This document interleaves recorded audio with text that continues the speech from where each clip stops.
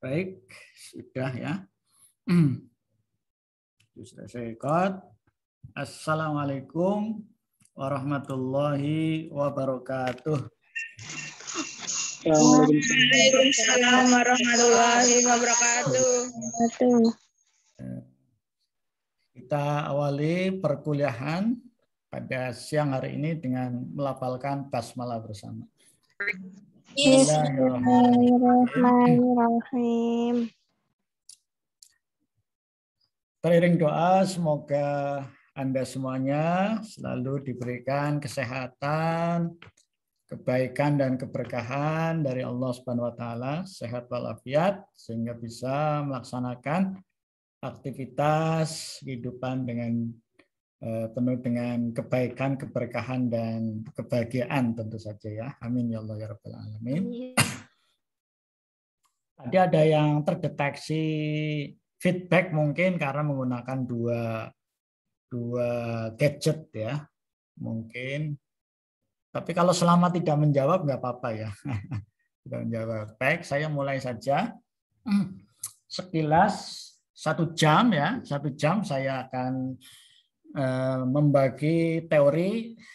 Teorinya sudah saya masukkan di dalam on class. Kemudian nanti praktek namanya bab 2 ya, bab 2. Sudah saya masukkan juga di chat Zoom, di chat Zoom ya. Sebelah kanan itu ada file, silakan di-download.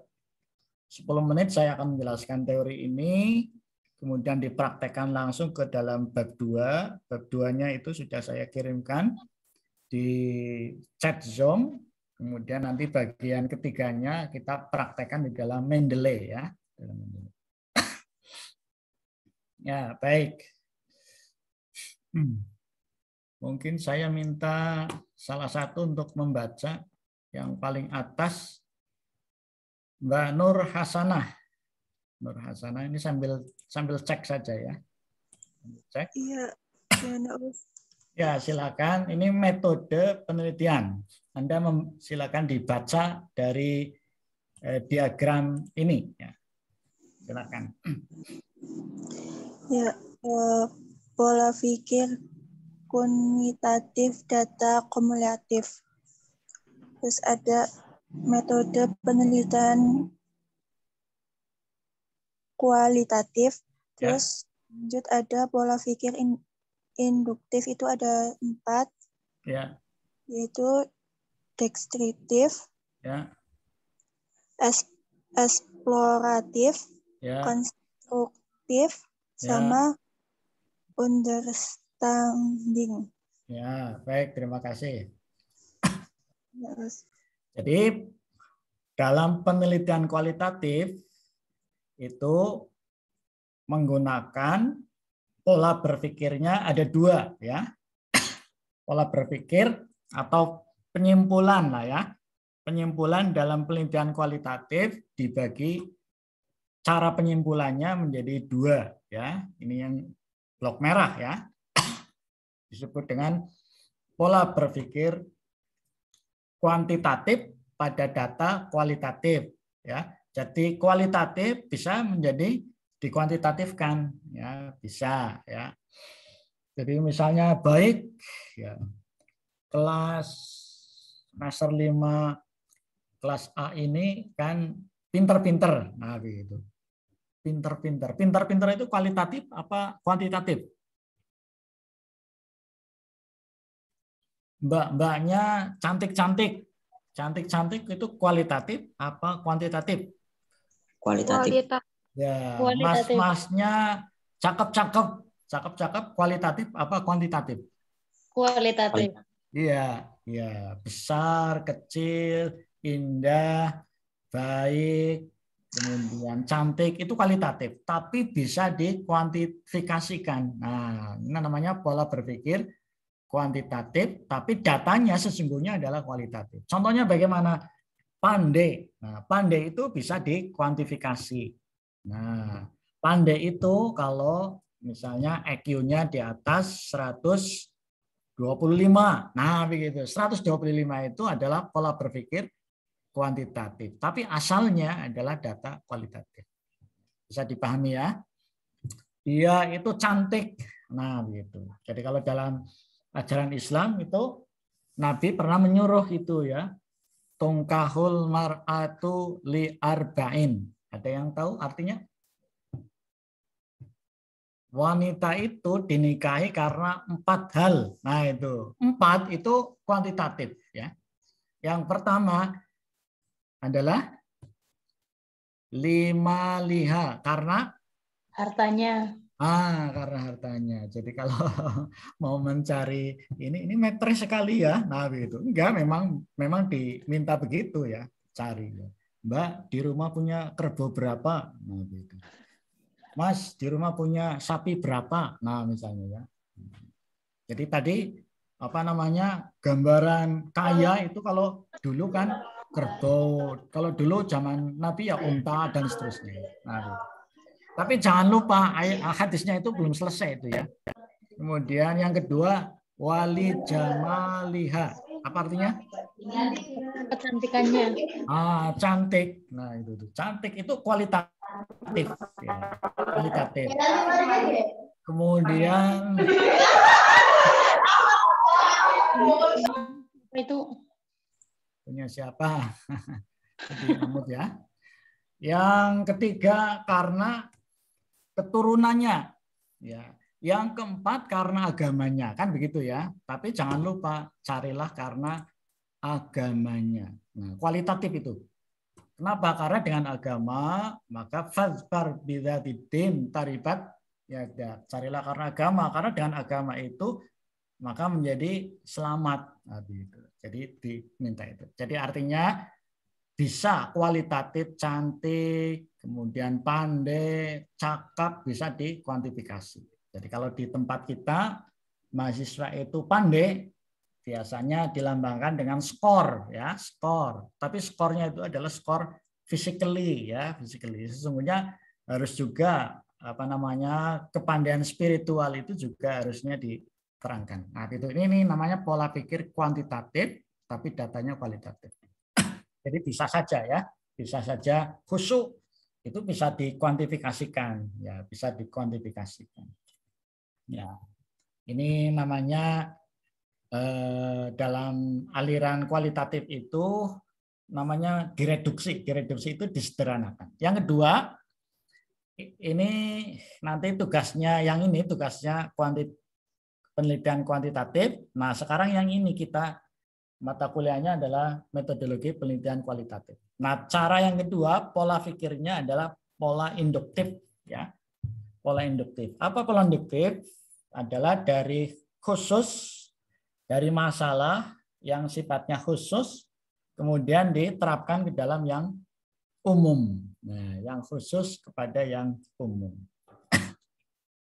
Nah, jadi kalau kasus-kasus ditemukan, maka bisa diterapkan kepada pola umum ya, pola umum. Ini namanya induktif. Sebaliknya kalau deduktif adalah yang umum diterapkan ke yang khusus. Nah, nanti di dalam filsafat ilmu sudah dulu pernah dibahas ya. Semua manusia akan mati. Itu namanya deduktif ya, dari umum. Ini adalah manusia, maka kesimpulannya ini akan mati. Nah, begitu ya. Jadi itu dari umum ke khusus. Nah, di dalam pola pikir induktif dari khusus itu bisa dilakukan dengan deskriptif, melukiskan. Ya, maka dalam penelitian ini perlu ada namanya kemampuan, perlu adanya namanya cara untuk mendeskripsikan, mendapatkan data yang sifatnya deskriptif. Caranya pakai apa ini? Wawancara, mengamati, apa lagi? Terlibat, ya dan seterusnya. Nah, sekarang yang kedua, ini deskriptif, menggambarkan apa adanya ya, apa adanya. Wanita yang cantik itu digambarkan dalam hadis berikutnya ya. Dunya adalah Mata'un. dunia mata, kan begitu ya. Dunia adalah Kesenangan. kesenangan, perhiasan. Wa Oh iya, khairu mata'iha al-mar'atu Salihat. salihah, Masya Allah. Dunia ini adalah perhiasan, keindahan. Sebaik-baik keindahan adalah Perempuan soleha. yang soleha. Ini dari FAI ini yang dari solehah ya. Semoga ini semuanya. Nah itu Nabi menggambarkan deskripsinya bagaimana ciri-ciri solehah. Ada yang bisa menjelaskan? Ciri solehah. Idza nazarta sarrotka. Apabila dilihat menyenangkan. Nah, gitu menyenangkan. Tapi maksudnya menyenangkannya suami maksudnya ya. Iya, Pak. Ya, menyenangkan begitu ya. Tidak malah bikin sebel begitu ya. Tidak bikin, kalau mohon maaf ya, membuat konflik begitu. Ini deskriptif, digambarkan. Banyak dalam Al-Qur'an dan hadis yang menggambarkan tentang deskripsi wanita solehah. Ini deskripsinya, ciri-cirinya, karakternya. Yang kedua apa? Apabila suami tidak ada, maka ya dapat menjaga dirinya sendiri. ya dirinya dan amanah. Nah, gitu, amanah yang dibebankan. Maka kullukum ra'in wa kullukum mas'ulun an ra'iyatihi. Ya, yang terusnya al-mar'atu ra'iyah, kan begitu ya. Wanita juga pemimpin dan akan dimintai pertanggungjawaban. Di situ ada kata-kata mar'ah. Al-mar'ah kal mir'ah. Apa artinya mir'ah?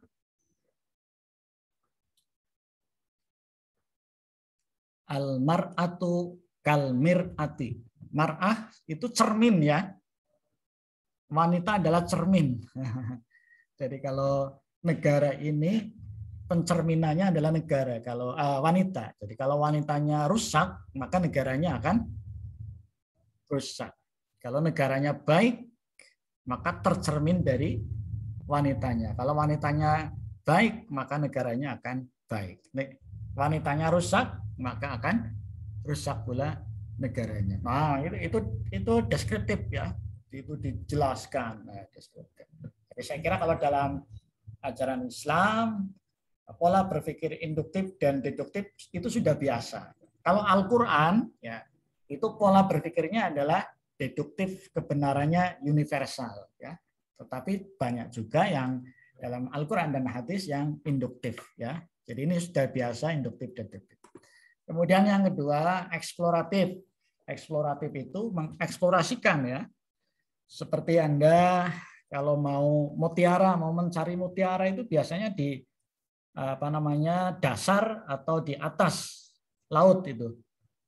Biasanya letak di bawah ya. Nah, harus dicari. Nah, jawabannya itu harus dicari. Nah, itu dicari.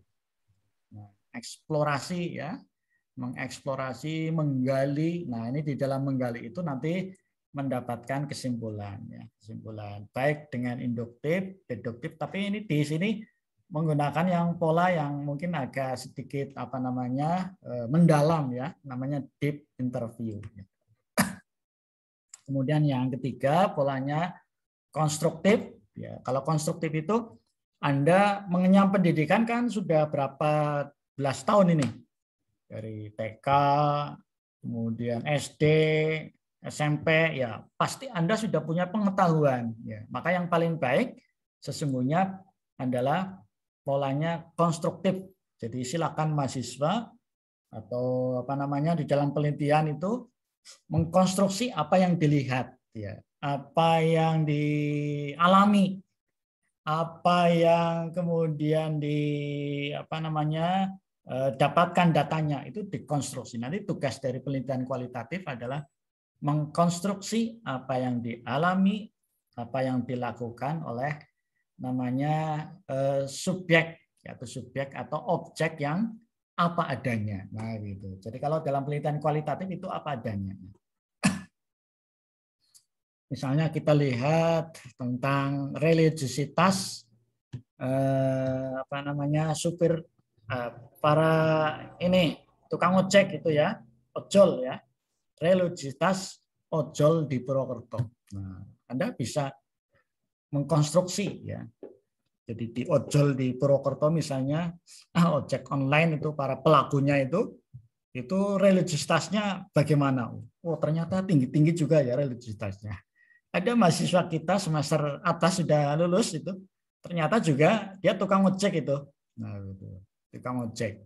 Wah ternyata religiositasnya rata-rata mahasiswa ojol di Purwokerto adalah sebagian besar mahasiswa. Nah, bahkan tidak tanggung-tanggung juga mereka adalah penyangga ya, penyangga ekonomi. Jadi kalau waktu zuhur mereka berhenti sholat zuhur. Nah itu dikonstruksi ya. Jadi religiositas ojol di Purwokerto misalnya Anda setelah melihat, mengamati ya, kemudian wawancara, nanti tingkat religiositasnya bagaimana. Itu bisa ya.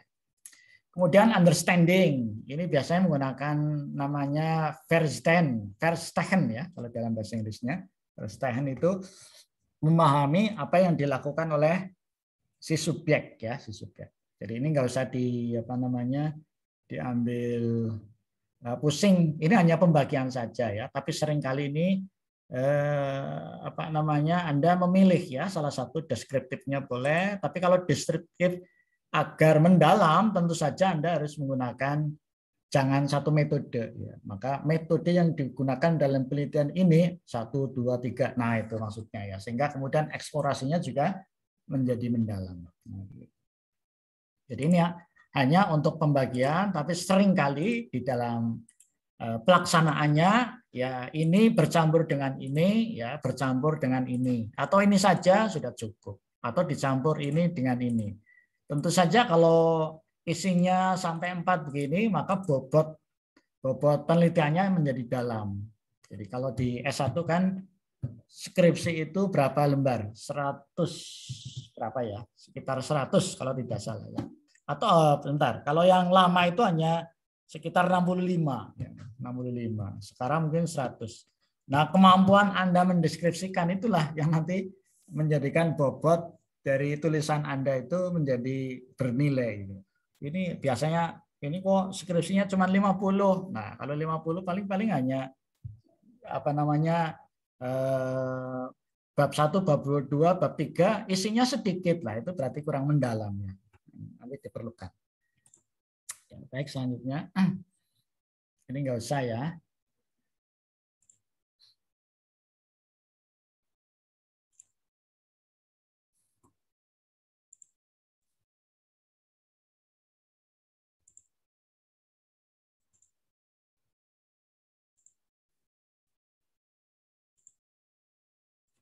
Nah, ini jenis-jenis dalam penelitian kualitatif ya.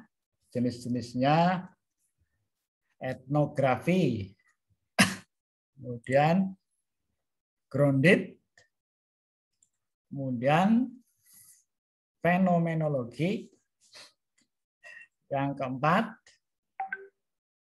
case study ya, yang kelima naratif ya, naratif ya. Mungkin saya memulai dari yang nomor 4 saja ya, nomor 4. Coba minta dibacakan. Yunia Dwi Sintiawati. Silakan dibaca yang keempat. Ini yang sering dipakai ya. Iya, Ustaz. Silakan. Studi kasus adalah merupakan salah satu jenis penelitian kualitatif di mana penelitian melakukan eksplorasi secara mendalam terhadap program, kejadian, proses, aktivitas terhadap satu atau lebih. Ya, satu orang atau lebih. Jadi ini mendalam ya. Mendalam biasanya kalau penelitian ini ya 3 bulan. Kemarin Anda PPL itu magang 1, magang 2 kan hanya 2 pekan ya. 2 pekan, mungkin kurang mendalam, tambahkan sebulan. Tapi data awal Anda magang 1 dan magang 2 itu sudah menjadi guide ya, panduan bagi Anda untuk melakukan studi kasus ya, studi kasus karena Anda sudah melakukan penelitian awal, tapi untuk pendalaman sampai mendapatkan data mendalam, nah ini perlu ditambahkan mungkin. Jadi maka izin penelitiannya Anda 3 bulan ya, penelitiannya 3 bulan, biasanya 1 bulan itu berada di lokasi, kemudian 1 bulan berikutnya Anda menyebar angket dan menganalisis, bulan berikutnya ketika Anda menuangkannya. Nah, jadi tidak cukup 1 pekan ya, mungkin ya sebulan lah, nah begitu sebulan. Kalau penelitian yang mendalam, ya tergantung dari bobotnya ya, bobotnya itu bisa setahun, nah, misalnya begitu. Yang selanjutnya kita lompati ya, kita lompati, kita masuk. Nah ini tadi yang disebut mendalam ya. Ya, coba berikutnya Siti Izzatul. Anda kira-kira tafsirkan tadi pengertian mendalam. Mana bentuk mendalamnya, yang di mana, yang apa namanya panah nomor berapa? Silakan diungkapkan. Yang tanah nomor 1, yang 1 yang mana sih Pak? Yang atas apa yang bawah? Yang dangkal. Oh. Yang dangkal 1 ya, yang sedang. Yang sedang 2. Yang paling bawah. Ini ya. 2, 3, 4. Nah mendalam. Ya. Mendalam ini. Ya.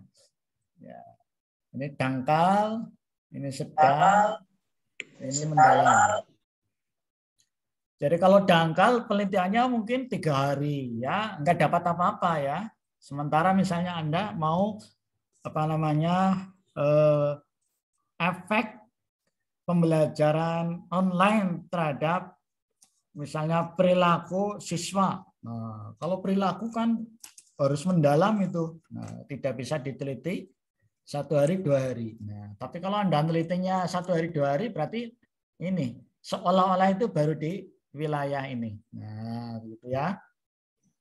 Kalau perilaku itu harus mendalam di sekolah, di keluarga, di masyarakat. Nah, itu berarti mendalam di sini, yang sini. Nah, ini hanya apa namanya?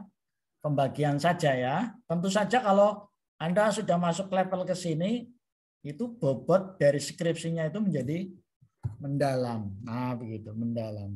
Jadi bobotnya itu sangat apa namanya? Sangat mengasyikkan ya kalau membacanya ya. Bacanya. Datanya itu begitu menggigit. Nah, misalnya begitu. Nah, baik, yang selanjutnya langkah-langkah dalam penelitian kualitatif ya, langkah-langkahnya ini kita tutup ya, kita sederhanakan menjadi yang ada di chat ya, ada di chat panduan penelitian kualitatif ya.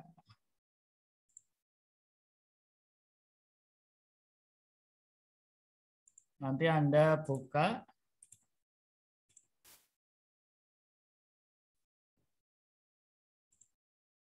Nah, yang ini sudah terlihat? Sudah. Ya, baik. Yang bab 1 adalah latar belakang ya, masalah.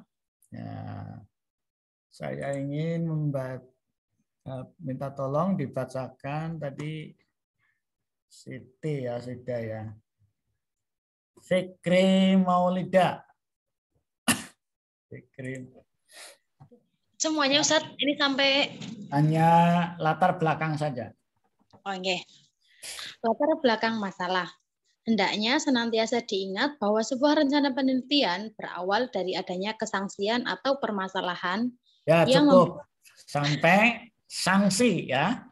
Oke. Ya, sanksi. Anda sampai menemukan masa iya. Nah, itu. Di sini ada orang Tegal. Kalau orang Tegal mantap lagi. Masa iya itu biasanya pakai ungkapannya apa itu?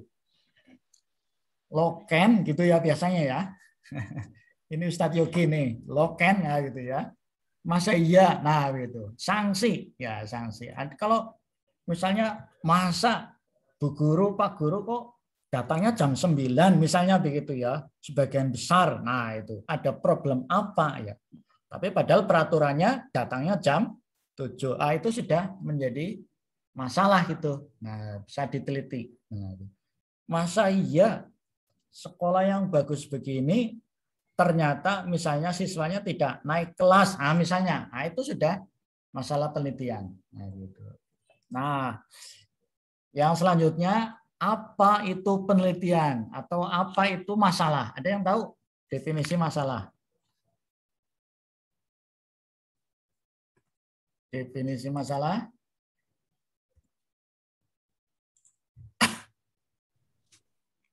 Ada yang tahu? Perkara yang muncul.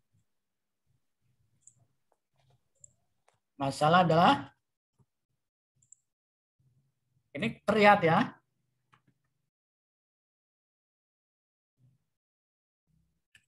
Tulisan saya terlihat? Lihat, Pak. Ya, masalah adalah kesenjangan. Adalah kesenjangan antara seharusnya dengan senyatanya. Nah, begitu. Harusnya begini, tapi nyatanya begitu. Nah, itu sudah masalah. Nah, gitu. Gampang ya. Jadi masalah penelitian adalah kesenjangan antara seharusnya dengan senyatanya. Nah, kalau penelitian kualitatif contohnya apa ini? Misalnya Islam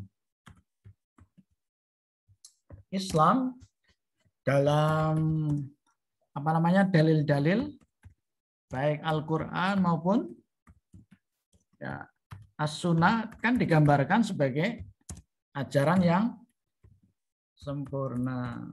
Apalagi ajaran yang lengkap, ajaran yang tinggi. Maka definisinya al-Islamu ya'lu wa la yu'la alaih. Kan begitu ya. Islam adalah ajaran yang sempurna, lengkap dan tinggi. Tetapi realitasnya ya Islam malah justru ajaran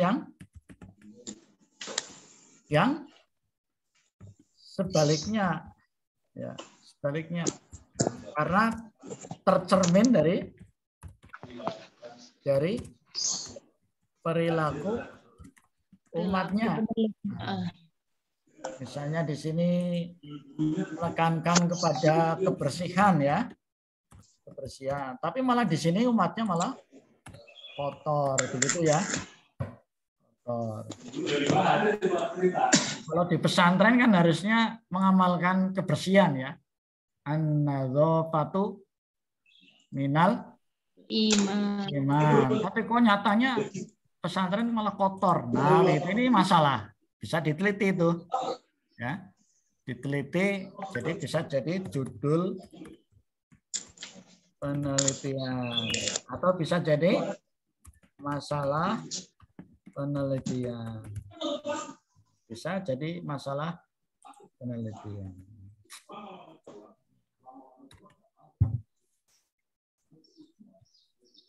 Baik.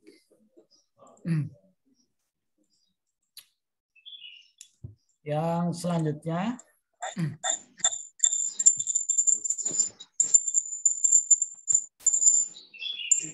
Fajar Dwi Prastyo. Ya Ustaz. Ya. Kalimat selanjutnya. Dari latar belakang masalah ya, Tad? Ya, yang kalimat selanjutnya. Jadi kesenjangan permasalahan kesangsian ya. Dari sini merupakan suatu yang sini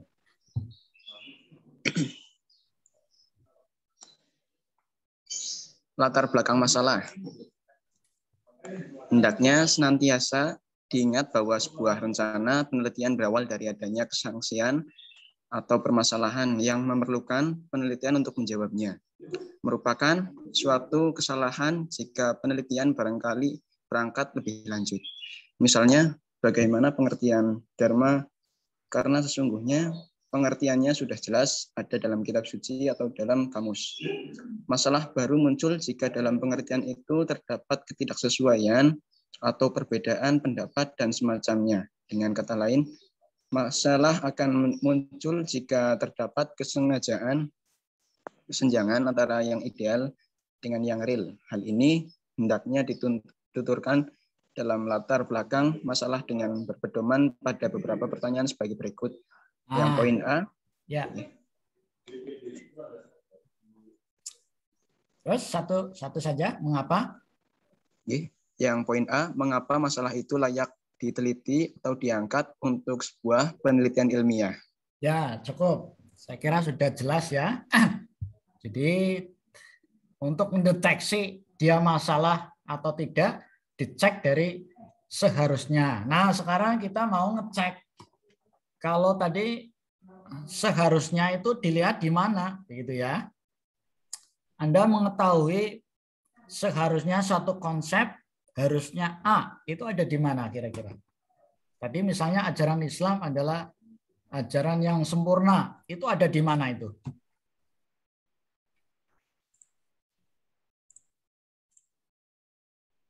Yang ini, kalimat ini ada di mana dalilnya? Ada di dalil ya. Ada di mana? Surat Al-yawma akmaltu lakum dinakum wa atmamtu alaikum. Surat Ya. Al-Maidah ayat 3 Ustaz. Ya, Al-Maidah ya, bagus jawabannya. Nah, itu namanya kajian teori. Ya, atau kajian Pustaka. Nah, itu. Jadi adanya di pustaka itu. Pustaka atau teori atau di mana? Di jurnal hasil penelitian. Ada di mana? Di buku ya. Ada di mana lagi? Jadi kalau yang dalam penelitian itu yang paling tinggi sebenarnya di jurnal ya.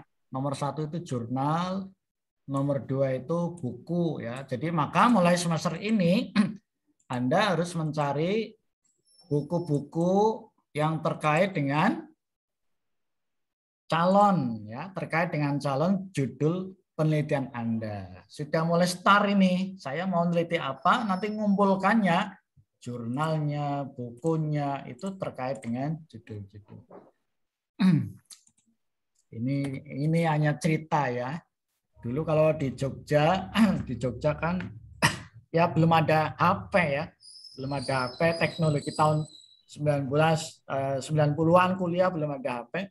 Itu ada persaingan dalam artian kalau kita main ke tempat kawan-kawan di kamar, wah bukunya itu banyak sekali ya. Maka kemudian kita menjadi terpacu. Nah begitu. Jadi dalam kamar itu isinya buku. Ya, kemudian saya juga menjadi terkondisikan masing-masing mahasiswa. Jadi kalau kamarnya kok nggak ada bukunya, berarti tandanya tidak membaca. Nah, gitu. Kalau aktivis kan habitatnya bedah buku, perpus, diskusi dan seterusnya. Bahkan kartu kartu ikut workshop, seminar itu dipajang, dideret sampai dari atas ke bawah itu. Itu ada persaingan ya. Nah, itu yang menarik. Wah, itu kawan saya main itu ya, teman-teman. Main ke sekretariat biasanya. Wah, ini bukunya bagus-bagus baru-baru. Nah, begitu. Ya, waktu itu saya termasuk kiriman dari orang tua kan sedikit ya, bahkan harus mungkin bekerja ya. Jadi selama saya kuliah itu kerjanya ya kerja privat gitu. Maka kemudian ketika mau beli buku itu harus puasa dulu ya. Puasa tidak jajan demi apa? Demi memilih bulan depan saya mau targetkan beli buku 2. Nah, gitu. Maka jatah untuk beli jajan paling-paling ya hanya makanlah begitu ya, itu dikurangi. Nah, itu dikurangi. Sehingga mungkin ya alhamdulillah perpustakaannya ya mungkin bersaing dengan perpustakaan fakultas, begitu ya. Jadi bukunya alhamdulillah banyak. Tapi itu hampir angkatan awal ya, kepada kalau aktivis itu suka oleh-olehnya yang paling bagus adalah buku. Nah, saat itu ya, saat itu. Bahkan kalau sekarang kan sudah bergeser ya. Ya, tidak punya buku sekarang sudah ada di e-book kan begitu ya. Ada satu ungkapan dalam pepatah Arab ya. Khairul jalis fi zamanikum. Ada yang tahu? Sebaik-baik teman. Teman duduk. Teman duduk adalah buku. Masalah buku itu. Jadi khairul jalis fi zamanikum Alkitab, gitu ya. Sebaik-baik teman duduk, nah itu buku. Nah, gitu. Jadi mungkin kalau konteks sekarang ya bukunya di e-book ya. Mbak, kok nggak ada buku di kamarnya? Saya sudah pakai e-book, Pak. Oh, hebat juga ya. Hebat. Ya. Jadi yang penting esensinya ya kita harus punya buku. Kenapa? Karena dengan buku tadi kita bisa tahu ya kedalaman bahwa mahasiswa ini berprestasi, tulisannya bagus, bobotnya bagus itu dari bukunya. Nah, begitu. Saya kira tadi sangat kontekstual ya. Nah, sekarang saya ingin melatihkan bagaimana cara mencari landasan teori. Kalau tadi masuk latar belakang itu bab 1 ya, sekarang bab 2. Nah, coba kita lanjutkan sedikit di bab 2.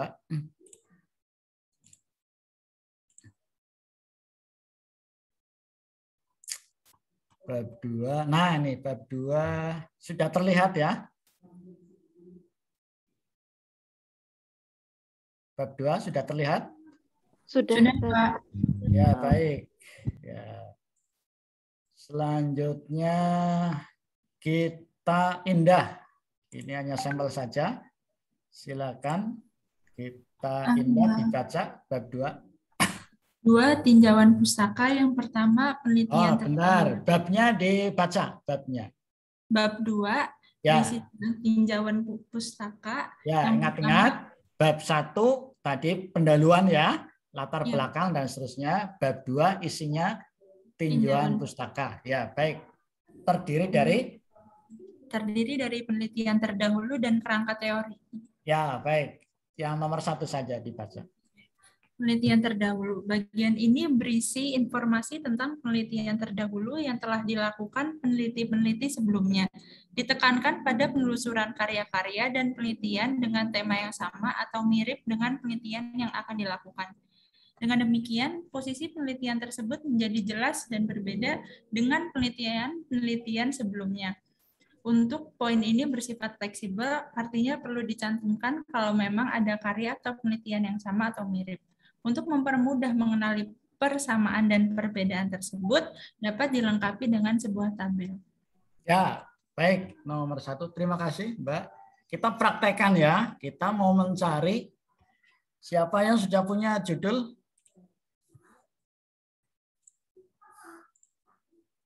Yang punya judul siapa? Belum kepikiran, Pak. Ya, nanti habis ini harus dipikirkan ya.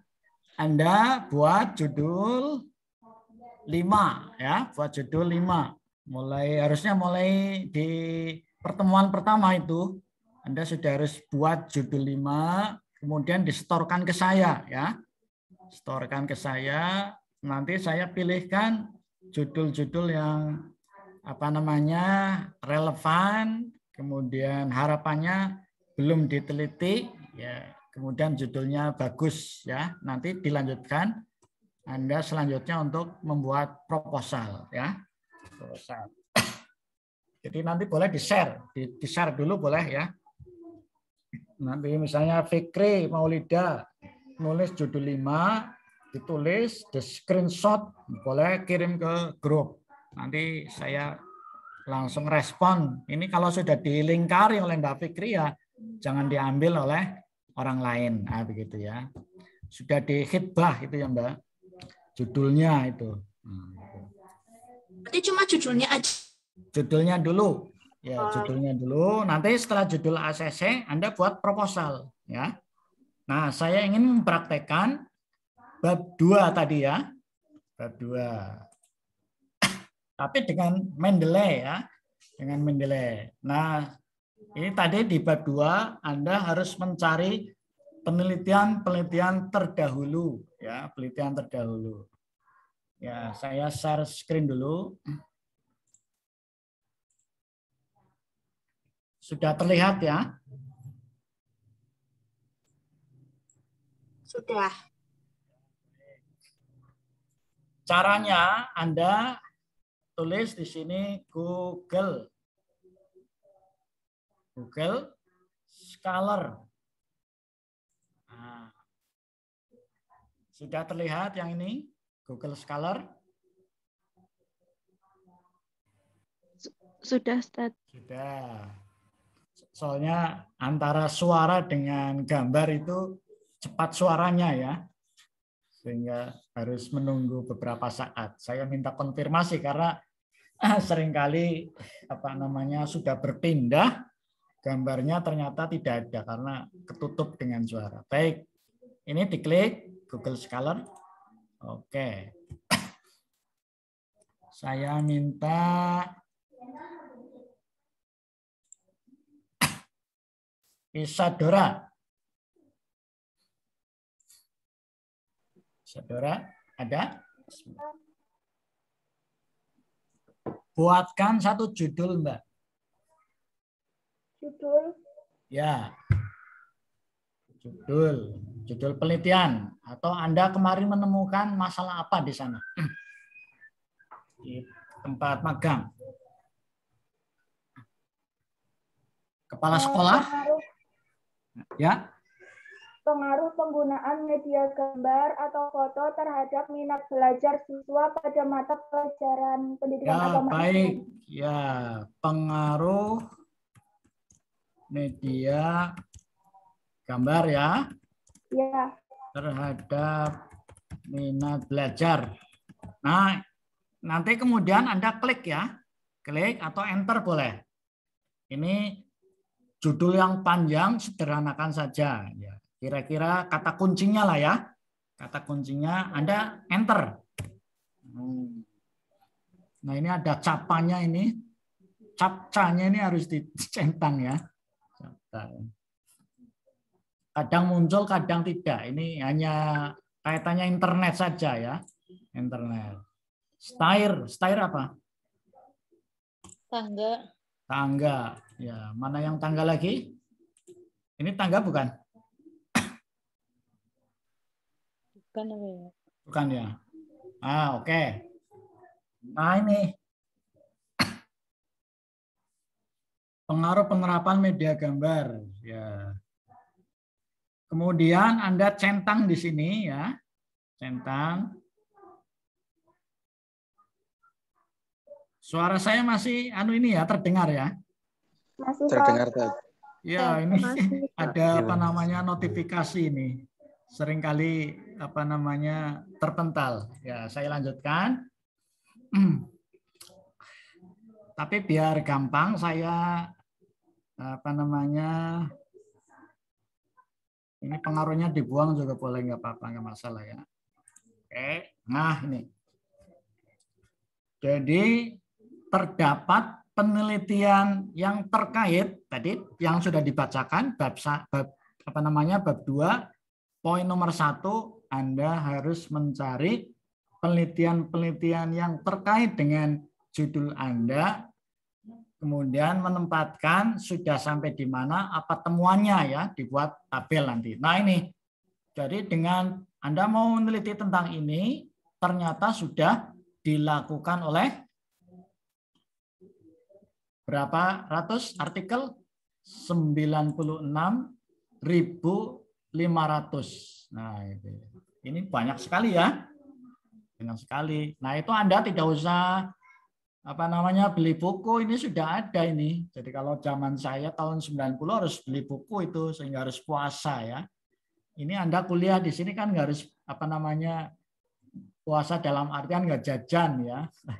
Karena apa dipakai untuk beli buku. Nah, itu. Anda tinggal klik saja, tidak apa namanya membutuhkan ya paling-paling butuh untuk internet ya, untuk internet. Kalau ke kampus downloadnya ya tidak bayar gitu. Nah, ini.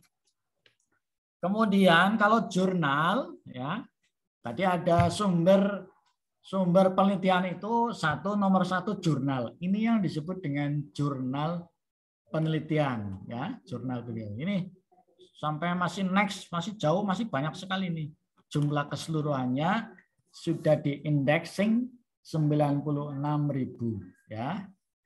Nah, kalau jurnal itu dibatasi. Jurnal yang paling baik adalah sejak tahun 2017 atau dalam pengertian lain maksimal 5 tahun. Anda hitung mundur 2001, 2020 dan seterusnya. Ini Anda klik di sini ya. Klik. Nah, tadi jumlahnya 25.000, sekarang ketemu berapa tadi? Tadi jumlahnya berapa?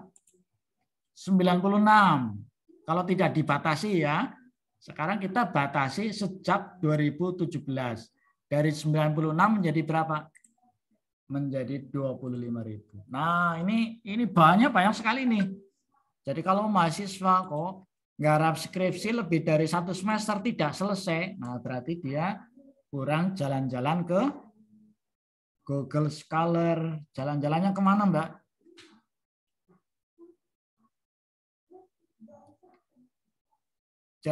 Jalan-jalannya ke media yang lain. Jangan tersesat.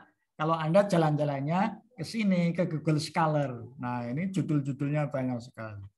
Anda bisa menemukan skripsi, tesis, disertasi, apa saja yang terkait dengan penelitian Anda ada di sini. Nah, ini 25.000 ini. Jadi kalau ini dibuat buku ya, satu rumah penuh gitu ya. Saya sampai membuat perpustakaan juga sudah tidak nyukup perpustakaan saya itu. Ya karena masih manual ya, harus beli buku itu.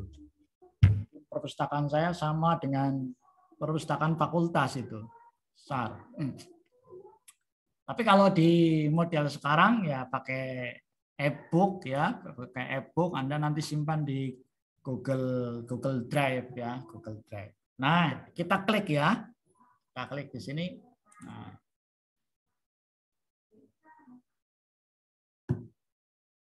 Nah, ini yang disebut dengan jurnal hasil penelitian, pengaruh model pembelajaran terhadap hasil belajar. Nah, ini berarti nanti Anda bahwa penelitian saya sudah pernah dilakukan oleh namanya siapa? Iputu ya, tapi dia perbedaan penelitian saya. Kalau penelitian saya dengan agama, kalau penelitian Putu bedanya di pelajaran IPA.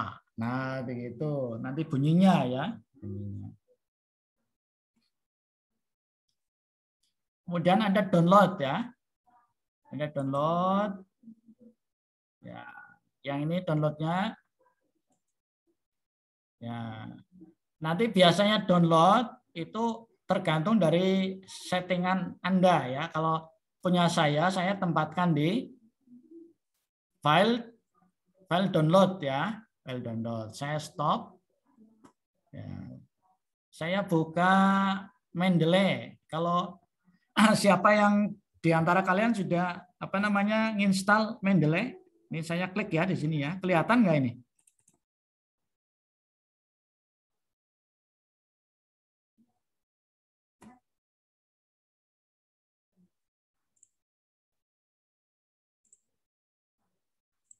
Ini terlihat Mendeley-nya.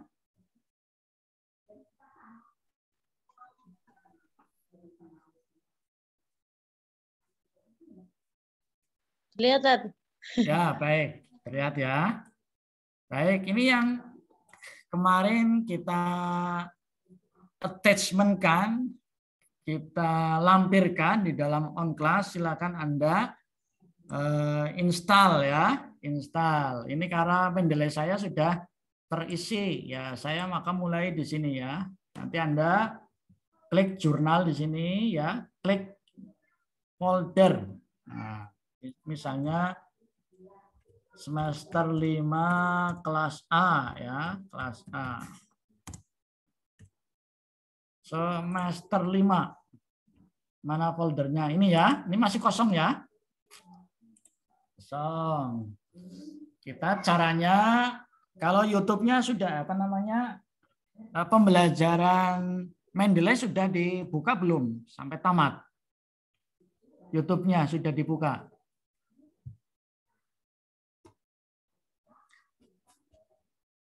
Nanti Anda tinggal buka-buka ya. Baik, ini masih kosong ini. Anda klik file, kemudian ya add file.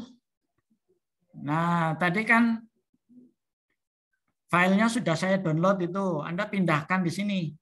Pindahkan open, kemudian oke. Nah, ini sudah ada tulisannya nih. Ini yang disebut dengan metadata sitasi ya, metadata sitasi Mendeley. Nah, baik. Nanti kalau semakin banyak Anda download tadi buku-buku atau artikel jurnal yang terkait dengan penelitian Anda, nanti otomatis masuk di dalam Mendeley ini. Nah, sekarang kita mau mempraktekkan bab 2 ya. Mempraktekkan bab 2, caranya Anda buka file baru ya. Buka file baru. Ini sudah terlihat? Sudah. Ya. Kita masuk bab 2 ya. Bab 2 tadi apa tadi? Judulnya bab 2 apa?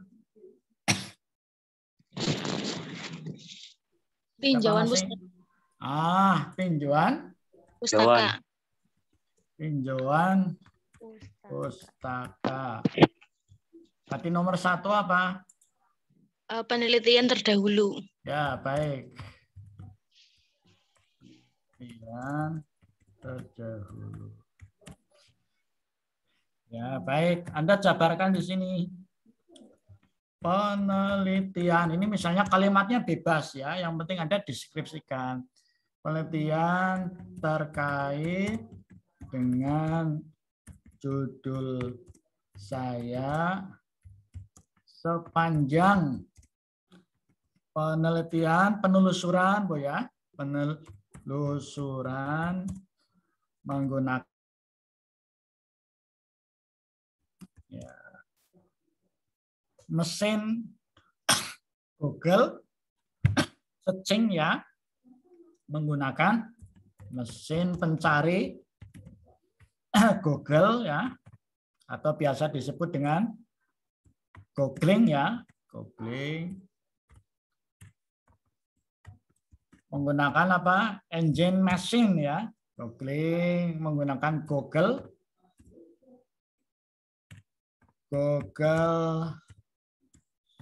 Scholar ya. Banyak yang ya, nanti ejaannya sengaja saya buat salah ya ejaannya ya. Jadi jangan dipermasalahkan, nggak apa-apa. Banyak yang mirip ya, mirip tetapi berbeda. Misalnya penelitian tadi punya siapa? Nah, nanti caranya tadi yang di ini penelitian siapa? Sri Bawana ya. Sri Bawana. Penelitian berikut. Anda referen, klik. Ya. Insert citation, ini terlihat ya, insert citation-nya ya. Go to Mendeley terlihat.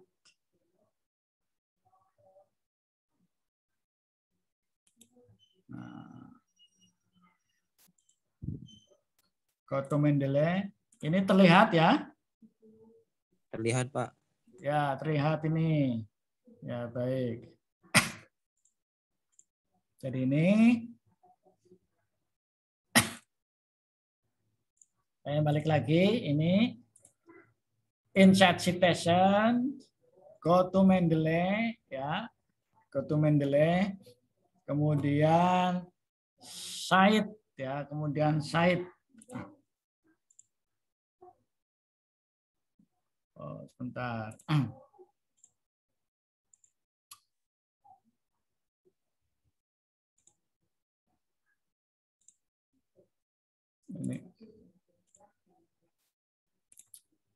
Ini go to Mendeley, kemudian klik cite. Cite-nya terlihat nggak ini? Tulisan cite di pojok. Nah, ini sudah ketemu nomor 1 ini. Nomor 1, tapi Anda rubah modelnya, stylenya adalah pakai psikologi ya. Nah, Sri Bawana ini. Sri Bawana. Ya. Kemudian Anda nanti di bagian terakhir kan ada daftar pustaka ya. Daftar pustaka. Nah, daftar pustaka itu bab berapa itu lampiran ya. Lampiran. Nanti daftar pustakanya. Daftar pustakanya terlihat nggak ini? Terlihat. Ya, baik. Anda klik lagi referen, insert bibliografi. Anda tidak perlu lagi menulis ya. Tinggal insert saja. Nah, ini sudah terketik sendiri itu otomatis. Inilah yang disebut dengan manajemen citasi model Mendeley. Nah, itu ya. Kemudian yang selanjutnya penelitian lainnya ya, agak mirip dengan penelitian saya, ya, tetapi berbeda dari metodenya. Kalau tadi judulnya mirip, sekarang metodenya ya, metode penelitian dan objeknya, misalnya ya, objeknya. Anda klik lagi di sini, referen, insert citation, go to Mendeley. Anda mau tadi misalnya punyanya siapa tadi yang sudah di-download ya, sudah di-download, misalnya di sini. Nah, Anda klik di sini, sheet. Nah, dilihat di sini. Ini masih Sri Bawono ya. Yang di sini nih, insert citation, misalnya, nah begitu. Nah, tadi kan di daftar pustaka tidak diketik ya. Ini muncul sendiri ini. A6. Nah, ini sudah muncul A6 dan ini sudah diurutkan. Ya, tadi Sri Bawono baru nomor 1, begitu di sini sudah ada apa namanya body note, kemudian langsung di sini langsung tertulis dan terurut ya. Saya blok di sini. Sekarang baru 2 ya. Saya warna merah. Saya warna ini satunya lagi adalah mungkin dari biar ya oke hitam boleh ya. Satunya lagi misalnya bahkan penelitian terbaru juga agak mirip dengan judul penelitian saya. Ya. Namun demikian, misalnya ya, tetap berbeda dari sisi namanya rumusan masalah dan metode. Misalnya ya, metode. Baik. Kita sheet lagi ya. Ingat-ingat di sini baru 2 ya. Baru 2. Ini ada di mana? Anda penelitiannya sudah download tadi, ya. Anda klik reference, insert citation, go to Mendeley. Ya, tadi yang penelitian selanjutnya adalah ini misalnya. Nah, Said. Nah, ini Nasution ya.